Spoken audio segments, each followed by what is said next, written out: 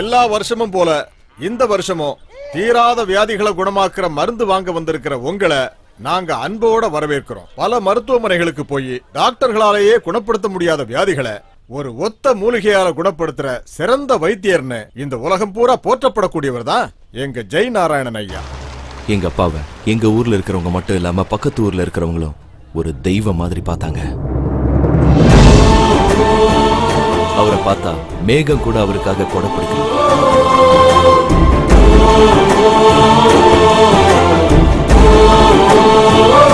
என் நோயை நீங்க தான் குணப்படுத்தணும். உங்க நம்பிக்கை தான் உங்க நோயை குணப்படுத்தும்.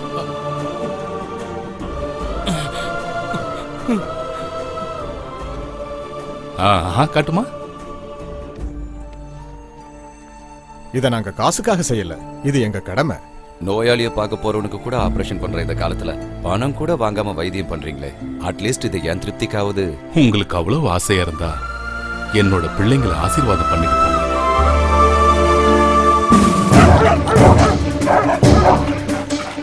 எங்க அப்பா செய்யற சேவைகளை பார்த்து கட்சி தலைவரே எங்க வீட்டுக்கு வந்தார். எனக்கு இந்த அரசு எல்லாம் தெரியாதுங்க. தெரிஞ்சவங்க வந்ததுனாலதான் நாடு குட்டிச்சவரா போச்சு. நீங்க வந்தீங்கன்னா இந்த நாடு மாறும். என்னை விட தகுதியானவங்க உங்க கட்சிக்குள்ள நிறைய பேர் இருக்காங்களேயா. அவங்க எல்லாருமே பதவி மேலதான் ஆசைப்படுறாங்க. ஆனா நீங்க மக்களோட நலனை தான் பாக்குறீங்க. ஆனா 17 வருஷமா சீட்டுக்காக காத்துட்டு இருக்கிற அசோக் ஐயா ஏதாவது நினைச்சு பாருன்னுதான்.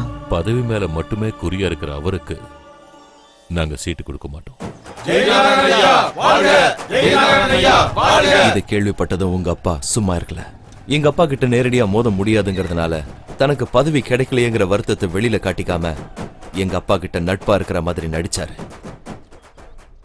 என்னங்க இது, நீங்க கோவமா இருப்பீங்கன்னு நினைச்சேன் ஸ்வீட்டோட வந்திருக்கீங்க. உங்களுக்கு கிடைக்க வேண்டிய சீட்டு இவருக்கு கிடைச்சிச்சுன்னு வருத்தம் இல்லையே? இல்லன்னு சொல்ல மாட்டேன். ஆனா அதுக்காக கோவப்படுறதுல எந்த அர்த்தமும் இல்லைன்னு தெரியும். நான் நம்ம கட்சியோட மாவட்ட செயலாளரா இருக்கலாம், ஆனா இவரோட சேவைக்கு முன்னாடி என் பதவியெல்லாம் ஒண்ணுமே இல்ல. பதவிக்காக வேலை செஞ்ச பணம் கிடைக்கும், ஆனா சேவையினால பேர் தான் கிடைக்கும். அந்த பேரால தான் உங்களுக்கு சீட்டே கிடைச்சிருக்கு. நான் போட்டியிடுறதே கட்சியை ஜெயிக்க வைக்கிறதுக்காக இல்ல, மக்களுக்கு சேவை செய்யதான். நீங்க என் பக்கத்துல இருந்தீங்கன்னா அந்த வெற்றி உங்க வெற்றியாவே இருக்கும். உங்க அப்பாவோட போலி நடிப்பால ஊரை ஏமாந்துச்சு. ஆனா உங்க அப்பாவோட ஆளுங்க இதை ஏத்துக்க தயாரா இல்ல. என்னன்னா இதெல்லாம்? டேய், ஆசைப்பட்ட எல்லாருக்கும் கிடைக்கிறதுக்கு பதவிங்கிறது அவ்வளவு சாதாரண விஷயம் இல்ல. அதுக்கு அதிர்ஷ்டம் வேணும். ஆனா நம்ம கட்சிக்காக எவ்வளவு வேலை செஞ்சோம். வேலை செஞ்சா காசு மட்டும்தான் கிடைக்கும், சீட்டெல்லாம் கிடைக்காது. அந்த பதவியில உட்கார அவனுக்கு எந்த தகுதியும் இல்லைன்னு. பதவிக்கு முன்னாடி தகுதிக்கெல்லாம் இடம் இல்ல. அதோ அந்த சேரை பாரு. அந்த சேர்ல இயலாதவங்க உட்கார்ந்தாங்கன்னா அதுக்கு பேர் வீல் சேர். ஒரு ஆபீஸ்ல வாட்ச்மேன் உட்கார்ந்தா அதுக்கு பேர் வாட்ச்மேன் சேர். அதே ஒரு சிஎம் உட்கார்ந்தா அதுக்கு பேர் சிஎம் சேர். பவர்ன்றது சேர்ல இல்லடா, மனுஷங்க கிட்ட தான் இருக்கு. எங்க அப்பா தான் வேட்பாளர்னு அதிகாரப்பூர்வமா அறிவிச்சாங்க. புத்தகம் படிக்க வேண்டிய வயசுலயும் நாங்க கட்சி கொடியோட. என்னடா இது, படிக்க வேண்டிய நேரத்துல கொடியை பிடிச்சிட்டு இருக்கீங்க? நம்ம கட்சியோட தேர்தல் அறிக்கை ரொம்ப நல்லா இருக்கு. ஆனா கட்சியோட சின்னம் டைகர்ல இருந்து லயனா இருந்தா ரொம்ப நல்லா இருக்கும். எதுக்குப்பா? ஏன் தெரியுமாப்பா? லயன்னா காட்டுக்கு ராஜா, நீங்க இந்த ஊருக்கே ராஜா. தப்புப்பா, யாரையும் கிங்குன்னு சொல்லக்கூடாது. நான் தப்பு பண்ணா ஜனங்க என்ன தண்டிப்பாங்க. அதே மாதிரி சிங்கம் தப்பு பண்ணா டைகர் தண்டிக்கும். என்னது, லயன் தப்பு பண்ணா டைகர் தண்டிக்குமா? எல்லா டைகரும் தண்டிக்காதுப்பா. பெங்கால் டைகருங்கிற டைகருக்கு மட்டும்தான் அப்படி ஒரு சக்தி இருக்கு. அதனாலதான் அது நம்ம தேசிய மிருகமாவும் இருக்கு, நம்ம கட்சியோட சின்னமாவும் இருக்கு. ஓ, அப்ப பெங்கால் டைகருக்கு அவ்வளவு பவர் இருக்குன்னு சொல்றீங்களாப்பா? ஆமா, நீ வளர்ந்ததும் அப்படிதான் இருக்கணும். நாமினேஷன் தாக்கல் பண்ற நாள் வருது.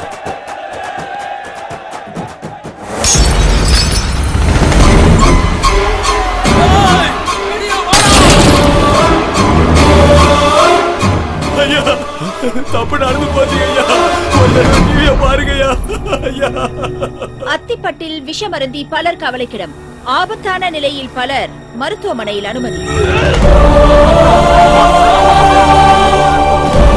பணத்திற்காக போலியான மருந்துகளை கொடுத்து பல உயிர்களை பறித்துள்ளார் ஜெய நாராயணன். மருத்துவமனையில் இதுவரை 100க்கும் மேற்பட்ட மக்கள் இறந்துள்ளனர். உயிரிழப்பு மேலும் கணிசமாக உயரும் என்று மருத்துவர்கள் அஞ்சுகிறார்கள். உயிரிழந்தோர் எண்ணிக்கையை மருத்துவர்கள் கூற மறுத்துவிட்டனர். இதற்கு காரணமான ஜெயநாராயணனை கைது செய்ய வேண்டும் என்று மக்கள் போராட்டம்.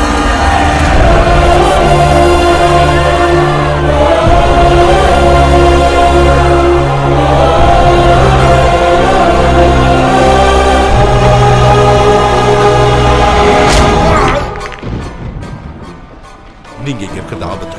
என் கூட வாங்க. எங்கேயோ தப்பு நடந்திருக்கு. இவர் அந்த மாதிரி ஆள் கிடையாது. வழிவிடுங்க.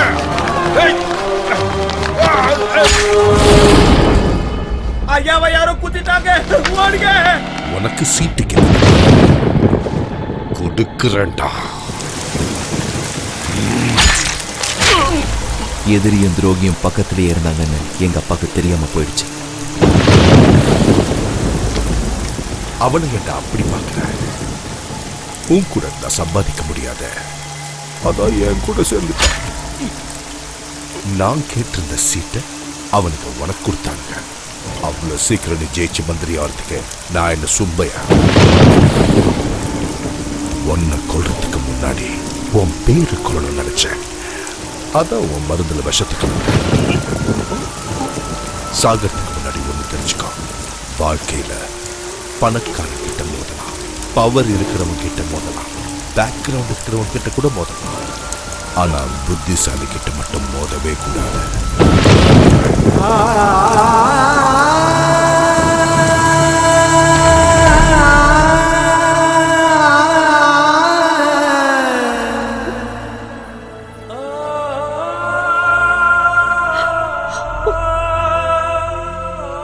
அதுக்கப்புறம் அத்திப்பட்டுங்கிற அந்த கிராமத்தை விட்டு நாங்க இங்க வந்துட்டோம். செத்து போயிட்டாருன்னு நினைச்சுக்கிட்டு இருந்த எங்க அப்பாவோட சிநேகிதர் உயிரோட இருக்காருன்னு ஒரு நாள் எனக்கு தெரிய வந்தது. என் ஃபேமிலி போட்டோஸ். இவரு என் பெரியப்பா தான் இவரு.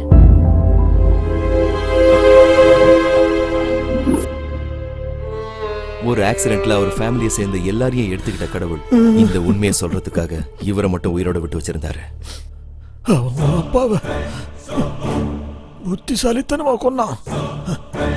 அதே மாதிரி நீயோ அவனை புத்திசாலித்தனமா அழிக்கணும்.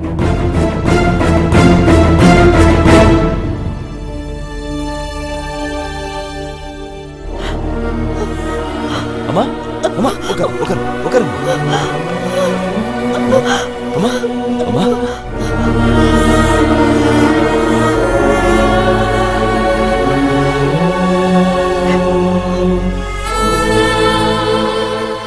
எங்க அப்பாவுக்கு நடந்த அநியாயத்தை இந்த வீட்டுல இருக்கிற எல்லார்கிட்டையும் மறைச்சு வச்ச. அம்மா கிட்ட கூட சொல்லல. வெளியே போகும்போது எங்க அப்பாவோட பேரை சொல்றதுக்கு கூட கூச்சப்படுற அண்ணனுங்க கிட்ட கூட சொல்ல. டேய், வயசுல நீ சின்னவனா இருந்தாலும் இப்படி ஒரு காரியத்தை பண்ணி இந்த வீட்டுக்கே மூத்தவன் ஆயிட்ட. அப்போ எதுக்காக அந்த பணத்தை வாங்கின? நாளைக்கு எங்க அப்பாவோட இறந்த நாள், அவர் மரியாதையை இழந்த நாள். எந்த ஊர் எங்க அப்பாவை வெறுத்து ஒதுக்கிச்சோ அதே ஊர் எங்க அப்பாவை நேசிக்கிற மாதிரி செய்ய போறேன். அதுக்கு தான் அந்த பணம்.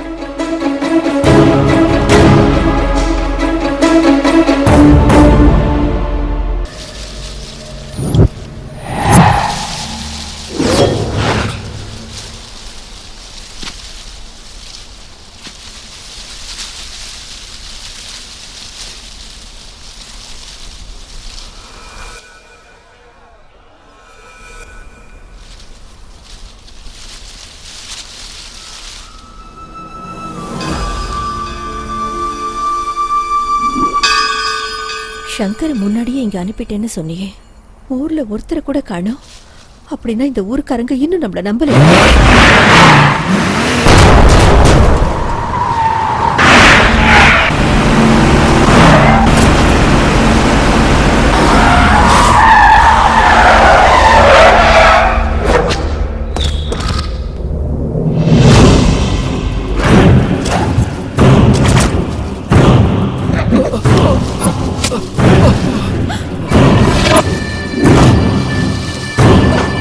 எவ்வளவு பெரிய புத்திசாலியா இங்க அதை தப்பு பண்ணுவான். இவனை அன்னைக்கு சும்மா விட்டது தான்டா நான் செஞ்ச தப்பு. இவனை அன்னைக்கு நான் உயிரோட விட்டதால் தானே எனக்கு இன்னைக்கு இது நிலைமை வந்துச்சு.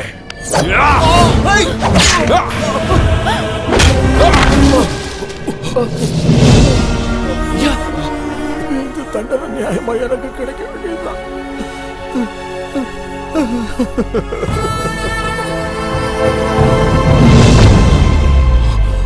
உன் ஃபேமிலிக்கு ஊருக்காக வந்தானே இதெல்லாம் செஞ்ச.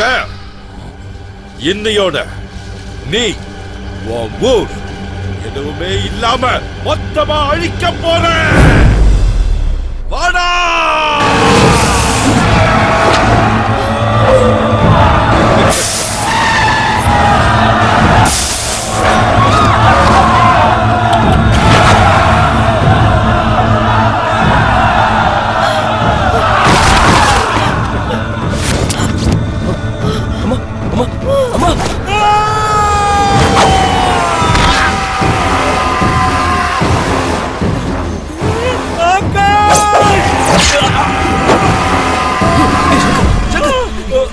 என்னடா இதெல்லாம்? டேய், ஊர்ல பாதி பேருக்கு மேல கொண்டுட்டாங்கடா.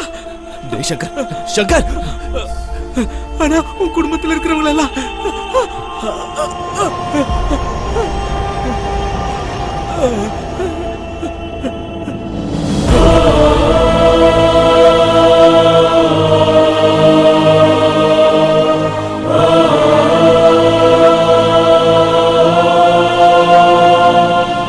ஆகாஷ், இதுவரைக்கும் இவனால பல பேரோட உயிர் போயிடுச்சு.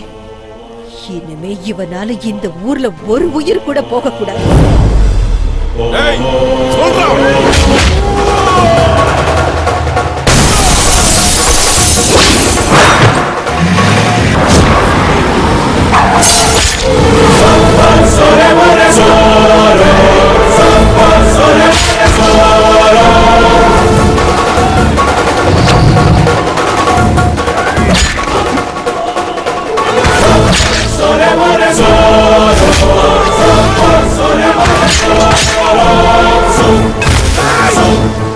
So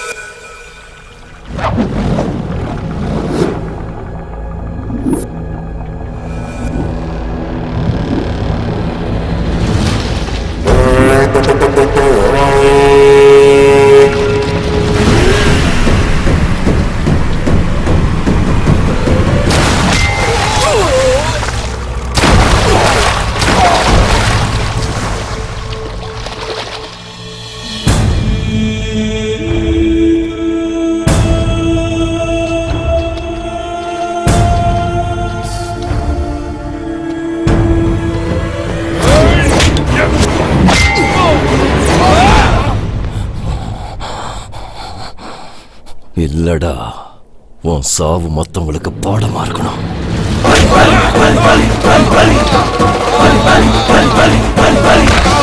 ஜெய் மாதா